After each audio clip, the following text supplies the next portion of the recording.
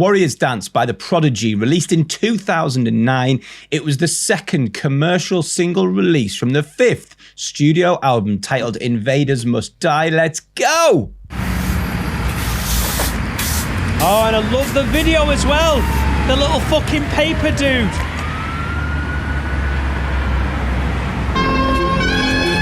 Yeah, backpacking. Yeah.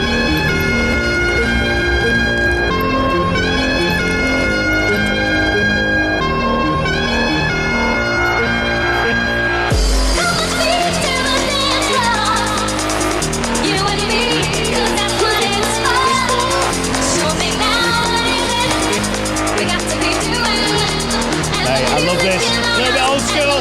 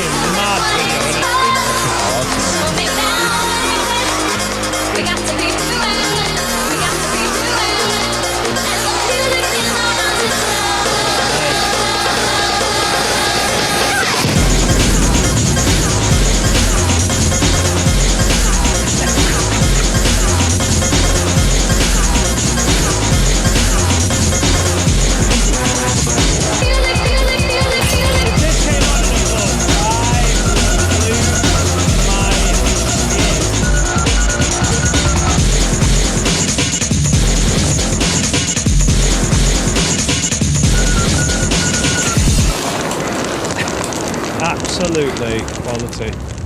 I didn't think everyone was into it. I'm so chuffed that you know and love this Prodigy tune. I love this one.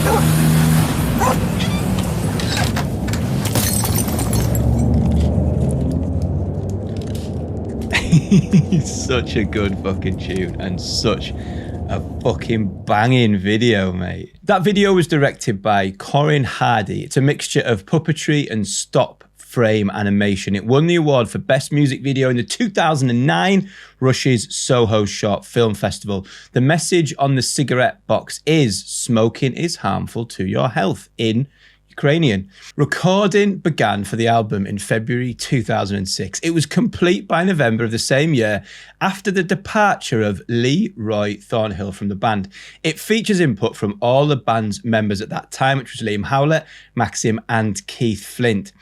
Warriors Dance was originally written specifically for a Gatecrasher gig that the band were booked for. It was the first song that Howlett, Flint and Maxim had recorded together for a number of years, and it was the catalyst to get the trio working together again. The Prodigy's previous album, Always Outnumbered, Never Outgunned, was written by Howlett exclusively. Now, Flint was quoted in The Guardian in 2009 saying, "It was the anniversary of 20 years of acid house and the rave scene. We were a genuine part of that, a really significant British youth culture movement. That realization freed us up. We wanted to write something bootleg style, a retrospective track that represented that scene." Now, I've just mentioned Leroy leaving the Prodigy. I'm not sure that I noticed that at the time, to tell you the truth. Rightly or wrongly, I've always seen the Prodigy as musically the brainchild of Howlett, and performance-wise, it's always been about Keith for me. But mate, bands that have become either better or worse for someone leaving them, anything spring to mind for you? One of them I'm going to bring up, which is, from our youth. 1995, Robbie leaves Take That. Better? Worse? Heartbroken? How did you feel? Because it was a big news story at the time. It was a huge news story. It was, but I didn't have a vagina, so I didn't care.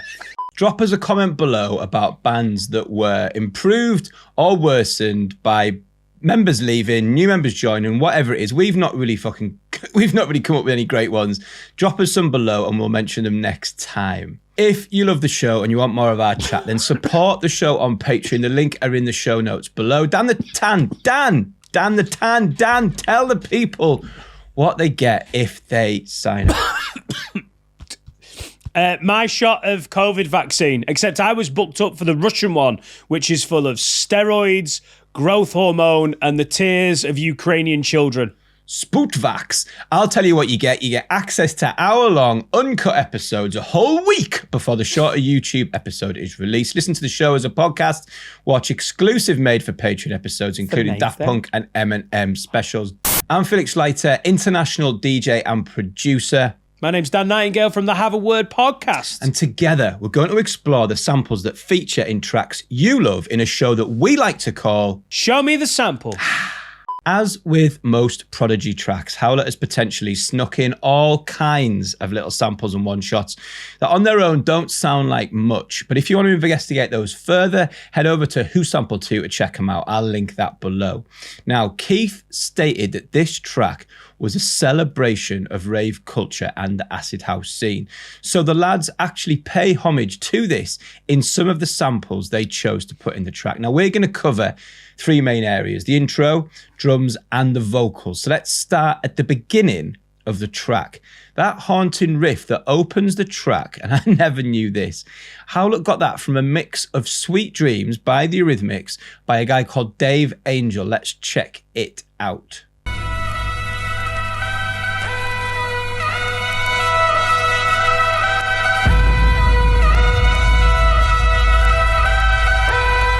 Sweet Dreams Nightmare Mix.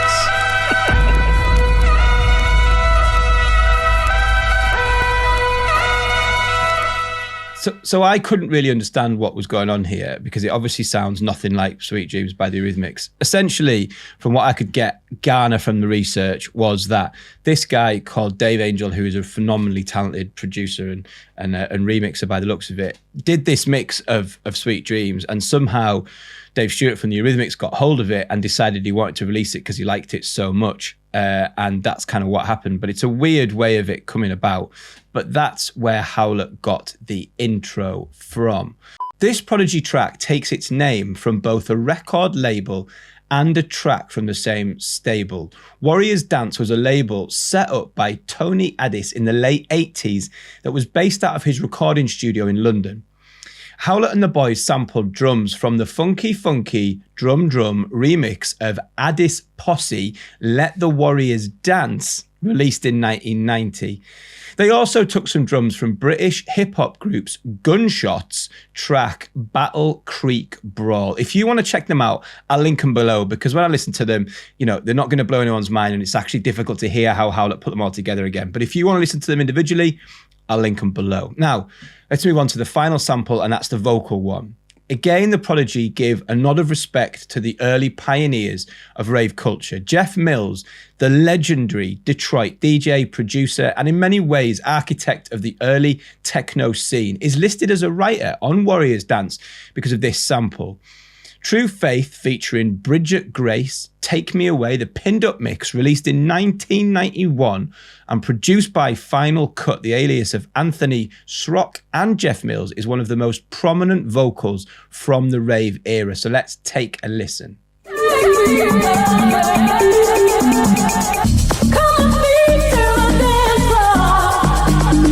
You and me, 'cause that's what it's for. Show me now.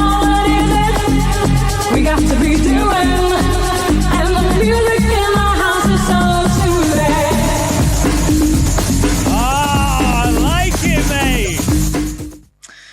Bridget had Oh, this... I usually hate those. I usually hate them because they feel fucking weird. But that's cool. I really like that. Bridget had this to say about the track. People out there need to know that recording a song that has stood the test of time was a part of my dream. It's one of my proudest achievements.